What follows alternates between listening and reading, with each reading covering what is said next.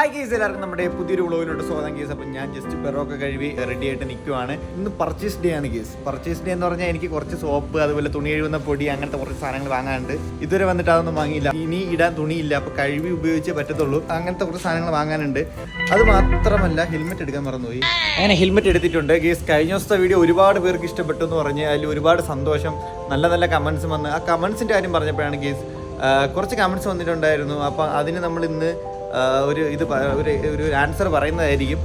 അപ്പോൾ എന്തായാലും നമുക്കിനി കഴിക്കാനുള്ള സമയമായി. ഏകദേശം 12-12:30 അപ്പോൾ ഇനി അങ്ങോട്ട് പോകുന്ന വഴിക്ക് ഫുഡ് കഴിക്കണം. പിന്നെ നമ്മൾ കുറേ നാളായി വിമാർട്ടിൽ കയറിയിട്ട് അങ്ങനത്തെ കുറച്ച് കാര്യങ്ങളൊക്കെ ഉണ്ട്. അപ്പോൾ നമുക്ക് അവിടെ കയറി പർച്ചേസ് ഒക്കെ ചെയ്യണം. അതിനാണ് ബാഗ് എടുത്തല്ല, ഇതിനകത്തൊന്നുമില്ല.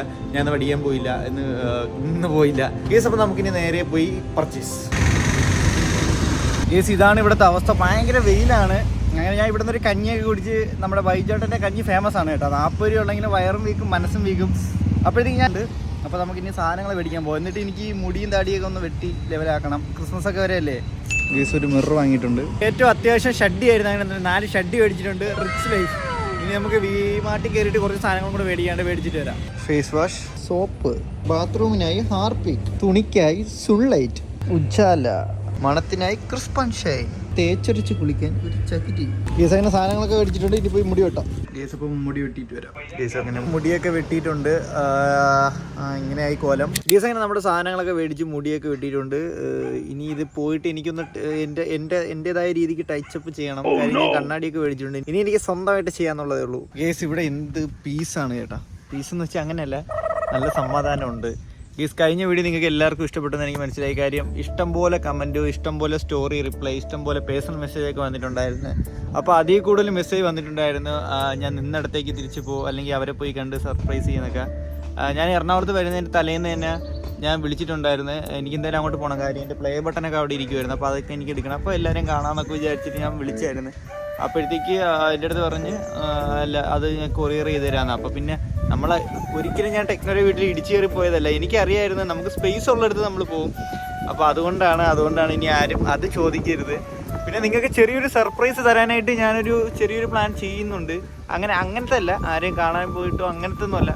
വേറൊരു സർപ്രൈസ് നിങ്ങൾക്ക് തരാനായിട്ട് ഞാനൊരു ചെറിയൊരു ശ്രമം നടത്തുന്നുണ്ട്. എത്രത്തോളം വിജയകരമാകും, എത്രത്തോളം ഫ്ലോപ്പ് ആവുമെന്നൊന്നും എനിക്ക് അറിഞ്ഞൂടാ. എൻ്റെ എല്ലാം ഫ്ലോപ്പ് ആവുന്നുണ്ട്. ടെക്നോയെ കാണാൻ പോയതും ഫ്ലോപ്പായി പോയി. പിന്നെ നമ്മൾ ചെയ്യും കേസ്. ഫ്ലോപ്പ് ആവുകയോ നമ്മൾ ചെയ്യേണ്ടത് നമ്മൾ ചെയ്യുക. നമുക്ക് സ്പേസ് ഉള്ളിടത്ത് നമ്മൾ ചെല്ലും.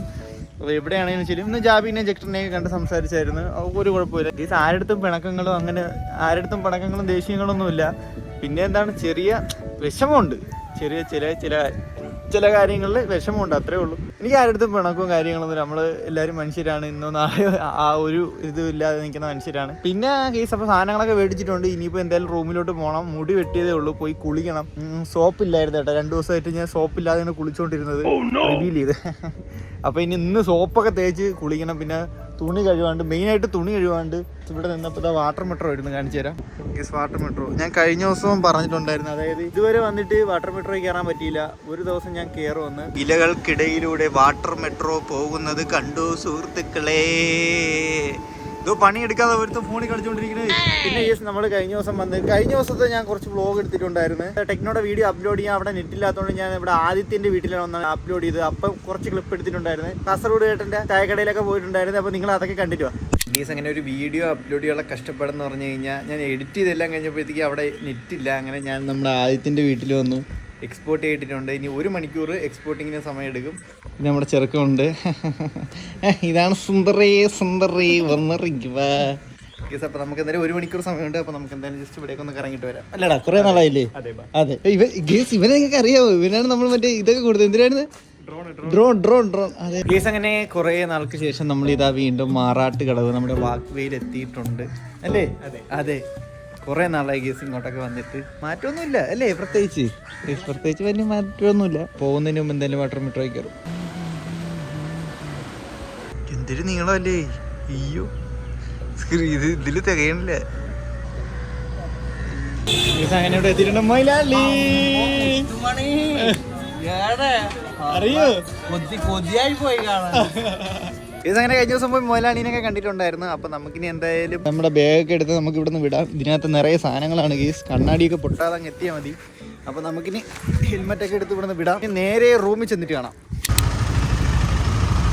ഗൈസ് അങ്ങനെ നമ്മൾ റൂമിലെത്തി. എൻ്റെ റൂമിൻ്റെ അവസ്ഥ ഇതാണ്. എവിടെയൊക്കെ പോയാലും 2 ദിവസം കഴിയുമ്പോൾ റൂമിൻ്റെ അവസ്ഥ ഇങ്ങനെ ആയിപ്പോയി. എനിക്ക് അറിയാൻ വയ്യ. നമുക്ക് എന്തായാലും നമ്മുടെ റൂം ഒന്ന് വൃത്തിയാക്കണം. അത് മാത്രമല്ല കുറച്ച് തുണികളും കാര്യങ്ങളൊക്കെ കഴുകാനുണ്ട്. അപ്പോൾ എന്തായാലും സോപ്പ് പൊടിയും കാര്യങ്ങളൊക്കെ മേടിച്ചല്ലോ. അപ്പോൾ നമുക്ക് എന്തായാലും ഇരുന്നങ്ങ് തുണിയും കഴുകി കുളിക്കുകയും ചെയ്യാം. ഗൈസ് അങ്ങനെ പാൻറ്റൊക്കെ കഴുകിയിട്ടുണ്ട്. ഇതാണ് നമ്മുടെ ടോപ്പ് ഏരിയ കേട്ടോ. അപ്പോൾ എന്തായാലും ഇത് വിരിച്ചിടട്ടെ. ഗേസ് അങ്ങനെ ഞാൻ എൻ്റെ മീശയിലും തടീനും കളിച്ച് അവസാനം വലിയൊരു കോലമായിട്ടുണ്ട്. കുഴപ്പമില്ലല്ലേ ഗേസ്? അപ്പം നമ്മളിന്ന് റൂമൊക്കെ വൃത്തിയാക്കി തുണിയൊക്കെ കഴുകി ഇട്ടിട്ട് ഞാൻ ഇന്നൊരു സാധനം മേടിച്ചിട്ടുണ്ട്. ഇതാണ് ഐറ്റം. അതായത് സൺസ്ക്രീമാണ്. ഇവിടെ 1 കിലോ സൺസ്ക്രീമെങ്കിൽ ജസ്റ്റ് ഒരു തവണ മേടിച്ച് കൂട്ടുകാരെ ഇട്ടിട്ടുള്ളൂ. പക്ഷേ ഇത് ഞാൻ മേടിക്കേണ്ടി വന്നു. കമ്പനിയുടെ പേരൊന്നും പറയുന്നില്ല, പ്രൊമോഷനൊന്നും അല്ല. അങ്ങനെ ഞാൻ മേടിച്ചിട്ടുണ്ട്. ഒരു ദിവസം ഇവിടെ തട്ടിയും മുട്ടിയും പോകണമെങ്കിൽ തന്നെ അത്യാവശ്യം ചിലവാണ് ഗേസ്. ഗേസ് അങ്ങനെ സമയം ഇപ്പോൾ ഏകദേശം 9 മണിയായി. അപ്പോൾ എനിക്ക് നല്ല വിശപ്പടിക്കുന്നുണ്ട്. അപ്പം ഞാൻ വിചാരിച്ച് എന്തെങ്കിലും ഫുഡ് കഴിക്കണം. അപ്പോൾ ഫുഡ് കഴിക്കണമെന്ന് ആലോചിച്ചപ്പോഴാണ് എറണാകുളത്ത് വന്നിട്ട് എനിക്ക് എല്ലാവരെയും കാണണമെന്നൊരു ആഗ്രഹമുണ്ട് മാക്സിമം.